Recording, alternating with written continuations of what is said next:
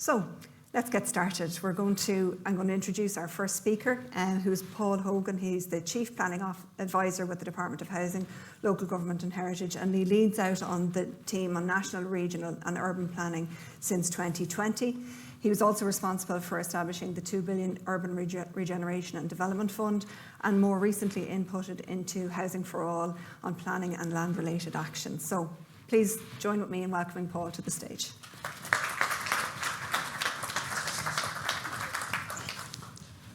Thanks very much. What I'm going to talk about this morning is a very broad and wide-ranging subject. And I've tried to break it down for the relevance of the topic today and for the audience, but it's quite difficult even to do that. There's so much happening in planning. So I'm going to start off by just setting a bit of context as to where we come from, where we're going, talk a bit about the planning system and in particular, changes afoot in that. I'll move on then to climate and planning more directly, and also cover some of the marine and foreshore issues that the Minister has, Mr. Ryan mentioned earlier in particular. And then I'll come back to the subjects of compact growth and NPF implementation, which is a really lead area for us. So just very quickly, it's very useful to start by maybe characterising how much growth this country has experienced over really my lifetime, the last 50 years or so, in particular in the last 25 years. We are a really, really high growth country now, and there's so much has been happening and is projected to happen further into the future. We're often compared with other small European countries in terms of planning and development and property and all of that. But really, we're way ahead in terms of what we've accommodated and what we've been doing in terms of people, population, and that's directly related to economic growth. I mean, I could have put up figures about economic growth over the last 20, 30, 50 years, and it would be even more astounding compared to those countries. So we're way ahead of the country we're most often compared to, Scotland, in terms of what we have to deal with, what our planning system has to accommodate. And likewise, even, Scandinavian comparators like Denmark or Finland. We're actually more like some of the larger, newer, in inverted commas, countries like New Zealand, Australia and Canada in terms of the scale of growth being experienced. Now, I know it's proportionate in terms of where we're coming from, but it does have a huge impact on our society. And I know Laura mentioned earlier about the capacity for change and transformation, and certainly what's been happening over sort of a longer arc in recent years in Ireland demonstrates really the sort of capacity we have for change. But just moving on then to the last 25 years, 30 years, and the pattern of growth and development, which is really, really important when it comes to how we organise ourselves, how we move around, biodiversity loss, energy systems. In reality, the country has taken, and you could probably add a bit to that now because we're 6 years on, really 1.5 million people over that time. And as a result of the last census, we're about to get the new census results very imminently, but certainly at the last census, Dublin was roughly a quarter of the population. But what really significantly, and you can see there in red on the map, where growth took place in the preceding 25 years, was largely in and around Dublin, and to a certain extent the other cities.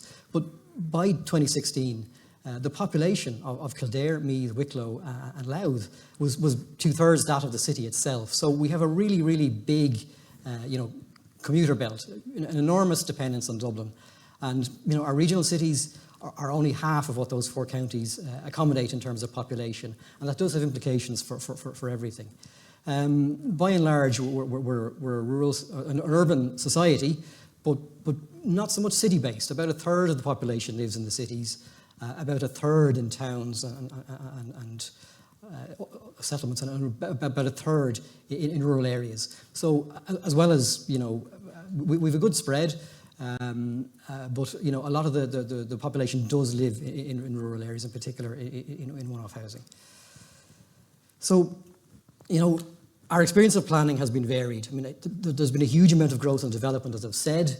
but there's also been, lots of issues along the way, and we've learned, a huge amount from that experience. So I suppose some of the more negatives are highlighted there in terms of, ghost estates, overzoning, poor quality placemaking, building on floodplains, lack of facilities, traffic congestion. I could go on, I won't, but these are issues that the planning system has been grappling with and is trying to eliminate and iron out through improvement and change. We are in the process of change and transformation, and it's been ongoing, certainly since the lessons learned during the boom period. In particular, I would highlight the establishment of agencies like the OPR, the Office of the Planning Regulator, and the Land Development Agency. It's still early days from 2018-19 when those bodies were established, but the sorts of things that I showed you in the last slide, are certainly these agencies were established to eliminate and avoid and to address. We also have, for the first time in our history, a full hierarchy of plans, from national to regional down to local. That hasn't existed before, and we're still in the process of bedding that in. A lot of the local county level plans have yet to be finalised to catch up with that sort of overall national set of frameworks. Aligned with all of that, we're strengthening legislation and issuing new guidance for planning authorities and more broadly for other policy sectors. There's been a huge increase in funding, and particularly funding targeted to planning measures and sustainability and urban development measures.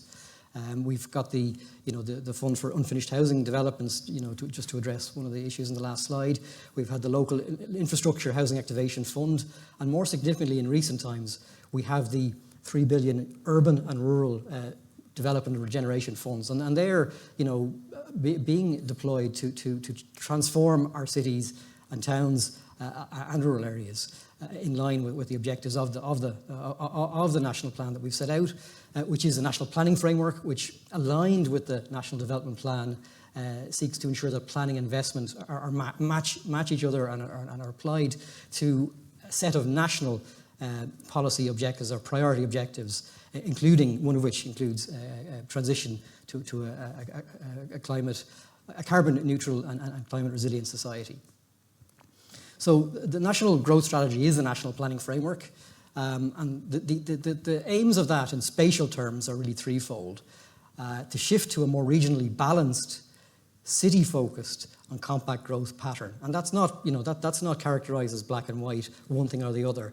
It's a direction of travel. It's a shift in what's been happening over the past 50 years towards a more sustainable set of outcomes for across society. There's a narrative out there that the population has somehow gone ahead of the NPF, and we don't necessarily believe that to be the case.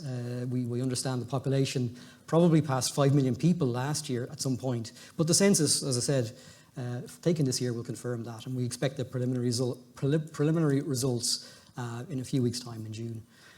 But what's really, really important, and I suppose it's something that we started on a track on, in the mid-noughties, is the concept of decoupling, and absolutely decoupling the growth that we've experienced and are scheduled to experience in terms of 1 million additional people over the next 20 years from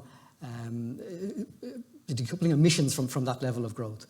There's a lot of targeting with regard to increasing share of renewables and reducing emissions, but planning can have a huge influence on that. But planning is also a cross-sectoral activity, and it can influence a whole range of things rather than be responsible for one particular set of factors or circumstances. And hopefully I'll get that across today.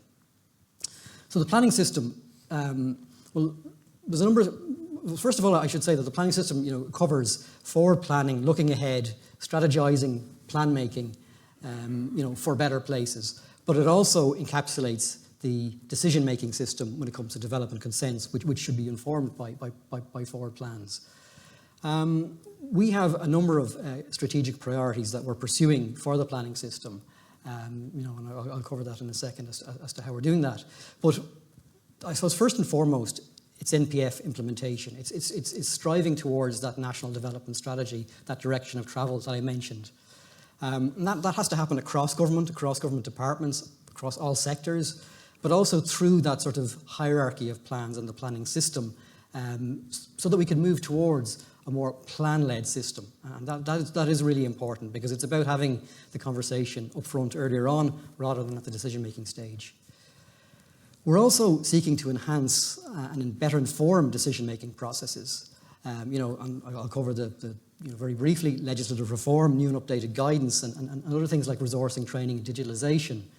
All of this is really important to ensure that, when decisions are made, there can be a high degree of predictability and certainty, and people understand, why things are happening the way they are.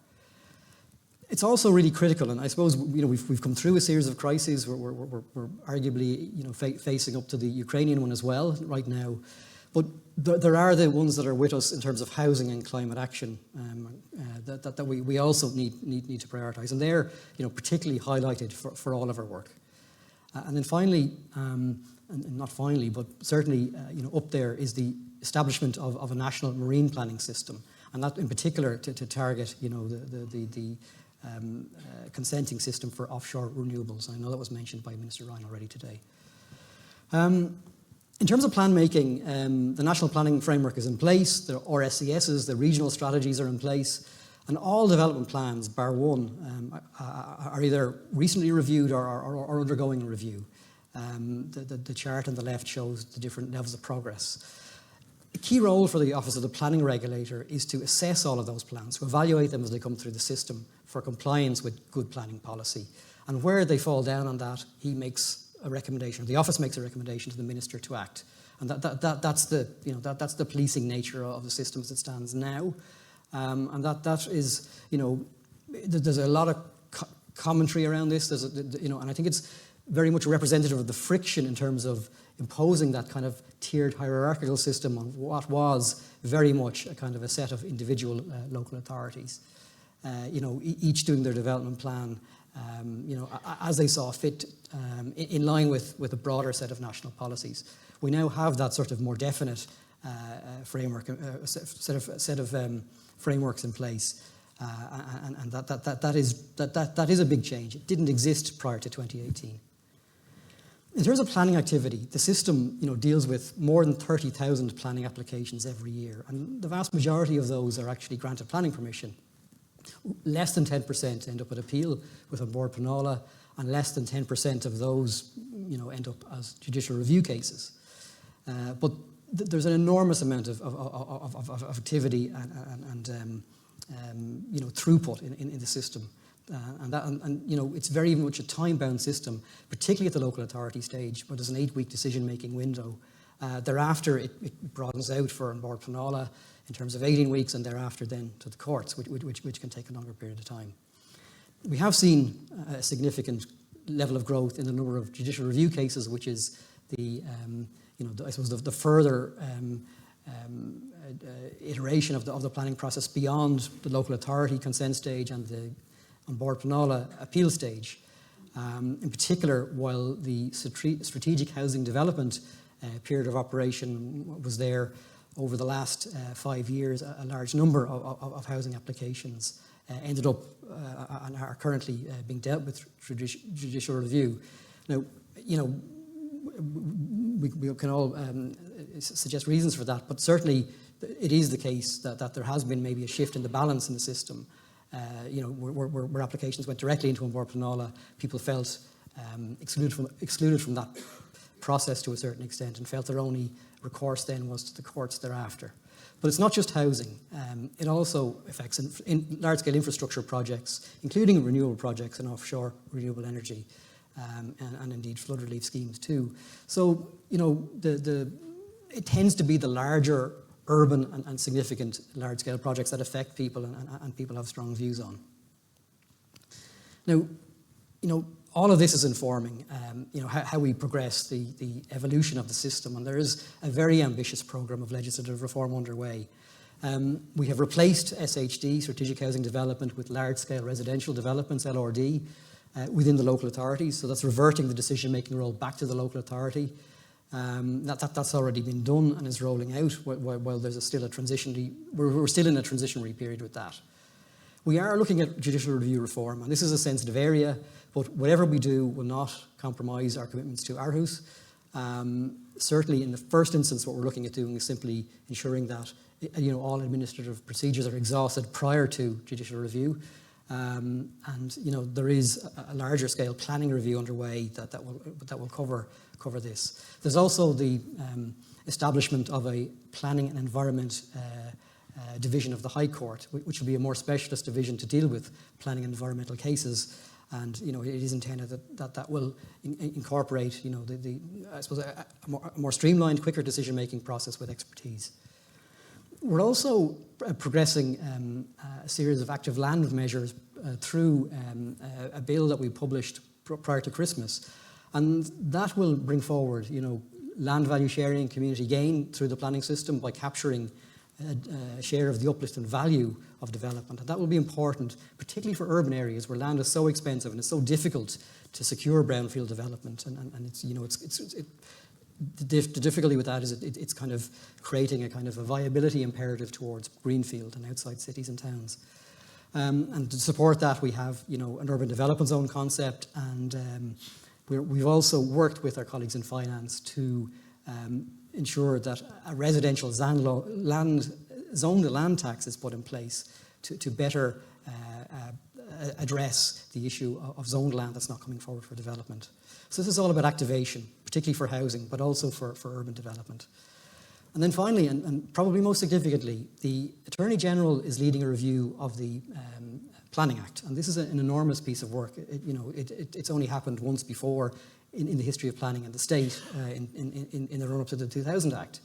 So this will allow for a streamlining and I suppose rationalisation of the provisions of the Planning Act, to make it more accessible, to make it more plan-led, and also just to better balance the needs of future and existing communities.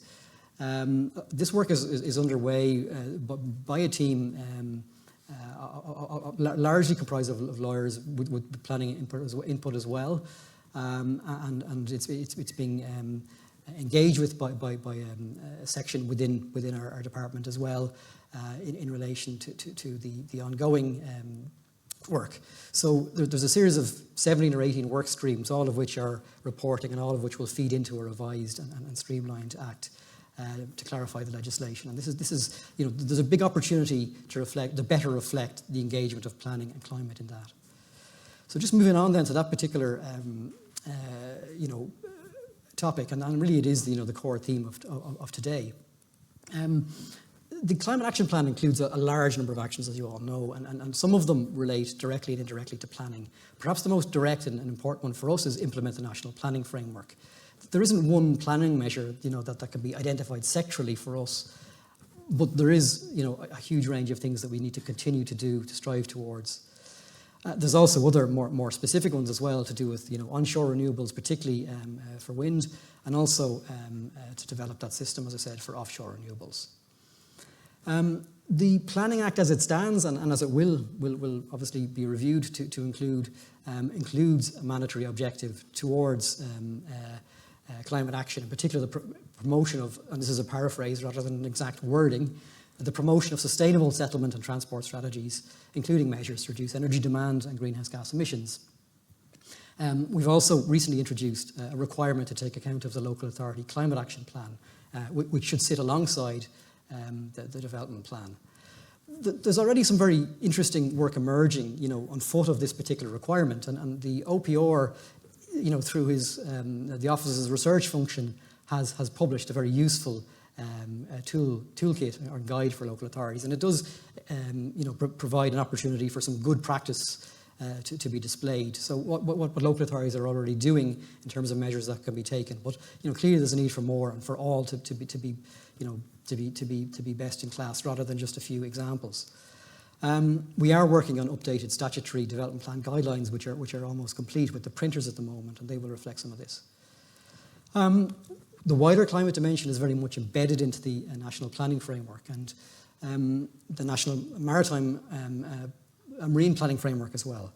The MPF will be reviewed next year, and it's an opportunity, I think, to further embed climate measures, and in particular to strengthen that decoupling that I mentioned earlier between emissions and growth, which I suppose is perhaps the key task of a national strategy.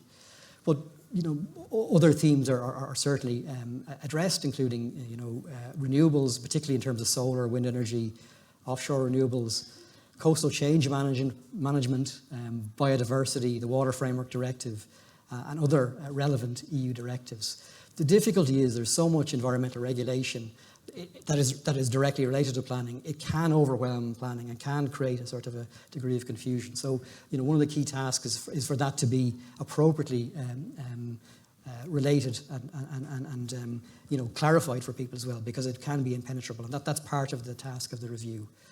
And then finally, just the topics of the pattern and location of development, compact growth, settlement patterns, and sustainable transport and housing are all key as well.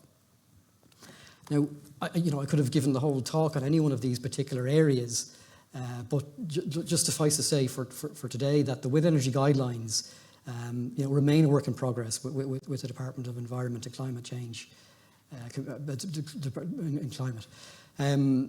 I suppose where things are at, relate to issues of noise in particular, and to a certain extent, this work certainly needs to be accelerated and finalised. Likewise, the issue of solar exemptions. There's quite extensive solar exemptions now coming down the tracks very imminently. Work has advanced on regulations to facilitate that, and they've concluded an appropriate assessment screening and are about to go for consultation to the environmental authorities, I think on the 13th of June, with a view to publication as soon as possible thereafter. And I'll talk in a second about the new maritime marine consent regime. Again, implementation work is underway there. Just finally on the issue of climate, I think there is a need for acceleration and urgency, and that's been very clear today. And the Repower EU communication gives us a very, very clear mandate towards that, and it's something that both my department and DEC certainly are reflecting on. Particularly from a planning perspective, it talks about accelerated consent regimes, deploying the concept of overriding public interest. To a certain extent, that was very much the exception for us. But also looking at go-to areas, because we're seeing in plans that are coming through the regulator to us, local elected members making those plans, reflective of their communities that perhaps they've taken enough, and maybe restricting the whole area through the use of setbacks. And that is a challenge that we have to address. And then likewise resourcing for all of this too, to ensure that acceleration takes place. I mean, these are very, very live issues, and I think the directive, in terms of it may be prompted by the need for diversification in response to a crisis, but there's multiple crises, as I've said, and I think it is timely and useful. Just to move on then to marine and foreshore. Well, we do have a new marine planning system in place. The Maritime Area Planning Act has been enacted, and it is a legal basis for a new system. So essentially, this is replicating what happens on land, for the maritime area. And as you can see from the map there, it's a huge area, larger than our territorial land area. But it creates the whole architecture of planning in terms of a forward planning, national marine planning framework, a consenting system for licensing, maritime area consent, and then a development management system in terms of dealing with applications for development, which are split between the local authority for smaller scale local things in the foreshore, and then on board Planola for the larger scale stuff. It'll also cover enforcement, and a new agency, MARA, is being established. So there's key work ongoing there, and this just summarises further that the new licensing and regulations are being put in place. All of that is follow on from the Act. The Maritime Area Agency has been put in place, MARA. That will be in place by early next year. Recruitment is getting underway. It will deal with the licensing applications for specific activities as well as enforcement. And then on board Planola will deal with the large-scale planning applications. Again, there will be a new division in terms of marine and renewables in on board Planola, and resourcing will be put in place for that too. And that's a particular issue that's live at the moment, as well as a range of other supports. But in the meantime, there is a kind of transitional period for Foreshore, and there's already a large number of applications being considered and being dealt with, and additional resourcing has been put in place to deal with that. There's different process improvements underway, and indeed there's a kind of a series of transitions to hand over to Mara, who will deal with these applications. And a lot of this is geared towards offshore renewable energy, which is a huge opportunity, as the Minister has said, for Ireland. So, it's split between infrastructure on the one hand, particularly in terms of the grid energy infrastructure, but also ports. And then looking at the relevant projects, the early projects that are in the system, but also the investigative work that also is underway, and then looking at the pipeline beyond that, starting, as the Minister has said, on the east coast, working south and then further west. Just finally to mention, and there's so much more could be mentioned in terms of climate, but coastal change management is an area that there's been a high-level review group established by the OPR and my department to look at, particularly the long-term impact of rising sea levels, in the context of more extreme weather events. And that group has drafted a report. The report is being finalised to bring to government, to set out, I suppose, strategic options, to look at the data, to look at the level of risk, particularly in terms of, urban development and infrastructure. And, there are big questions for the future in terms of where we invest, where we protect, what sort of protection are we talking about. And obviously, things like natural solutions are favoured and where they can be achieved. But, there's also that sort of interconnectivity between, compact growth and cities, being historically located on estuarine locations, coastal locations, and the implications that has as well for protection. So there's, none of this is simple. Just to move on then to compact growth, and I think the first thing, just to reference is the fact that, in the post-COVID period, there has been maybe an acceleration of change for cities and towns. But, we hear different narratives about a flight from urban areas, a boost for the regions and reimagining places. But, there's no one set of winners or losers. I don't think it's a case of everyone abandoning cities or everyone moving to the countryside or something in between. All can benefit. I mean, there's opportunities, for people who live in cities, for commuting, for different patterns and lifestyles, but also for regeneration of urban areas and places that maybe, weren't seen as viable options in which to live. There is definitely, as we all know, new ways of working and shopping, but, just looking at the commuting patterns, the property values, cities and towns remain really, really high value, desirable places. Maybe it's not a traditional commuting pattern, 9 to 5 with tidal flows in and out of a city, but people do want to use the city, they want to be in the city, they want to experience it. It's really important for identity, for activity, for a stage of people's lives, and interpersonal contact. So I certainly don't subscribe to the view that we're in some sort of enormous shift away from that. But clearly, people want to make cities and towns and areas maybe that have been neglected and more workable, certainly, but also more livable, and indeed cities themselves more livable. So there's enormous co-benefits of to these new patterns, and we're still, I think, to a certain extent, getting our head around, well, what does it mean exactly? How should we regulate that? What can we do to ensure that the benefits are exploited? But again, Minister Ryan mentioned some of the issues around how we use land, how we use buildings, how we use streets and spaces differently, because maybe the same pressures and demands that were there before aren't there now, and there's opportunities for change. So Town Centre First policy is a good example of that.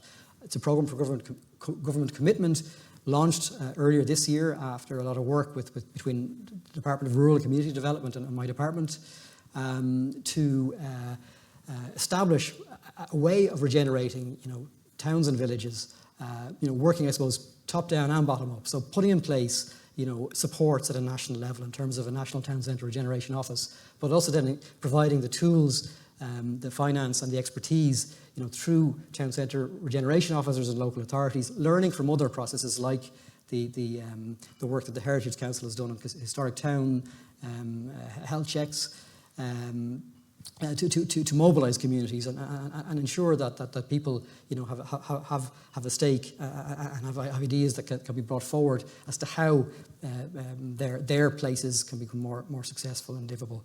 So all of this is happening, and you know, the recruitment process underway now to do that, and ultimately it's about mobilising communities to look at the values that they have in their places and to ensure that you know, vacancy and dereliction can be tackled, you know, by the people who actually understand the place and know what the place needs.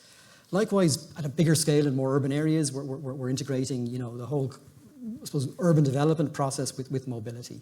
We're updating the kind of what were previously known as density guidelines, you know, to urban development guidelines, to be compact and sustainable settlement guidelines, and they will be ministerial guidelines under Section 28.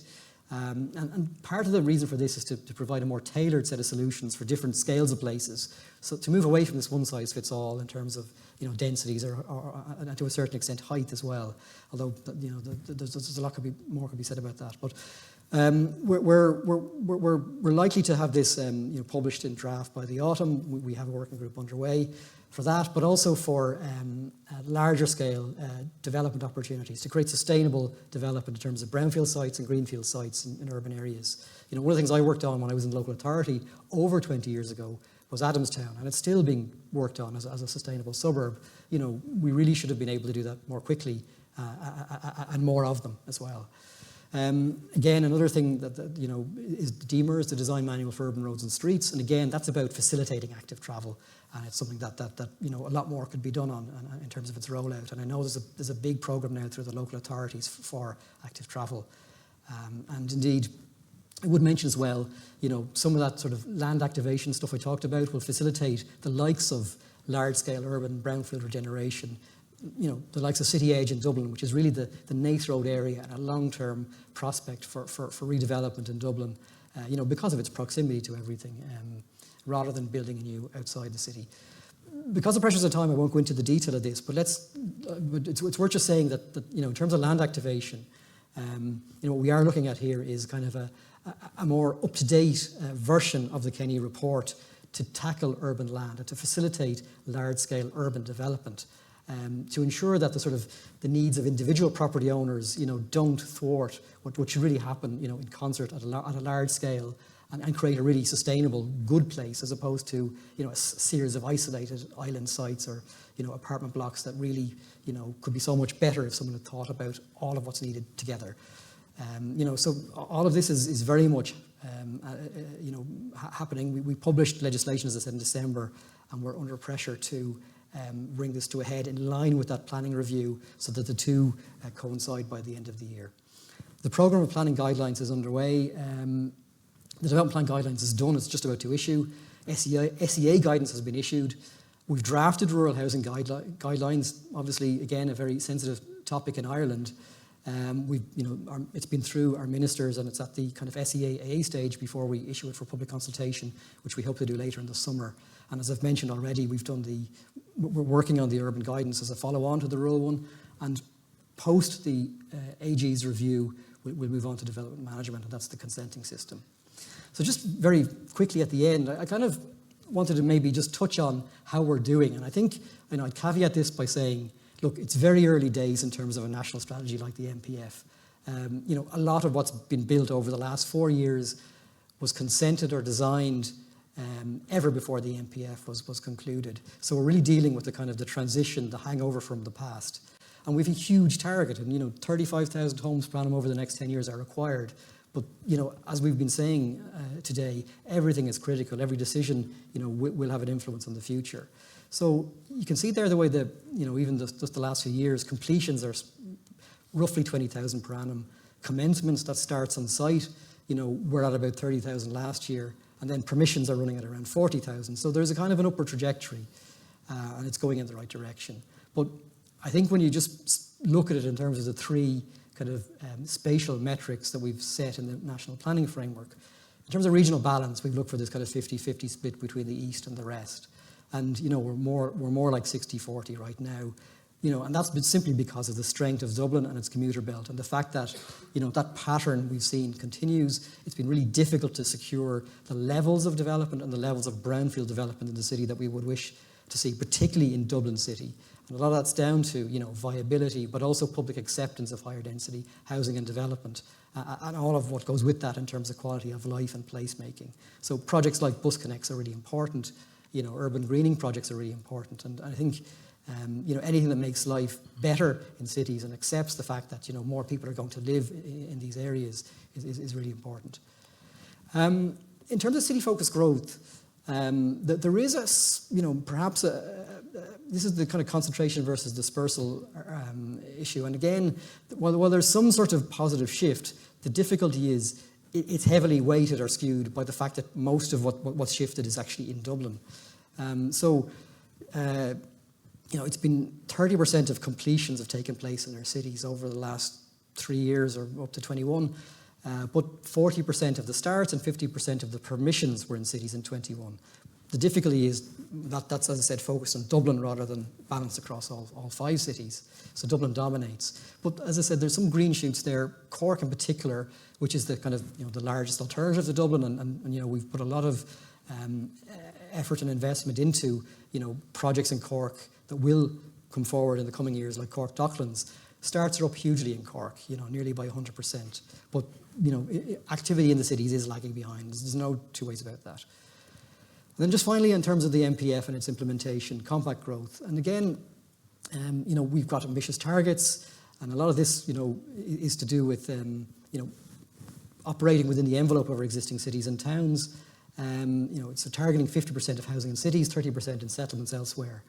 And where development is occurring in cities, it is overwhelmingly compact. So apartments are increasing, and you can see there that trajectory is upwards in terms of the proportion of all completion starts and permissions in cities over the last few years. So this is an area where progress is being made, but there's a whole range of things in terms of affordability, in terms of accessibility, that need to be worked on. We're obviously too reliant on certain types of apartment development, particularly through build to rent. There are measures being put in place to encourage more owner occupancy in particular. So look, there is a changing picture in terms of urban development and compact growth, and the CSO stats do bear that out. So just looking ahead, one more slide after this. In terms of compact growth, as I said, it's still very much early days. Very serious challenge to grow cities at scale, particularly in the regions, and we need a step change in the pace of regional and urban housing development.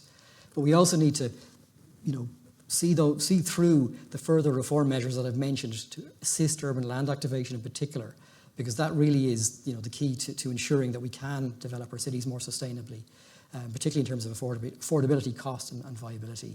So we're certainly not suggesting a one-size-fits-all solution and everyone must move to cities. Nothing could be further from the truth.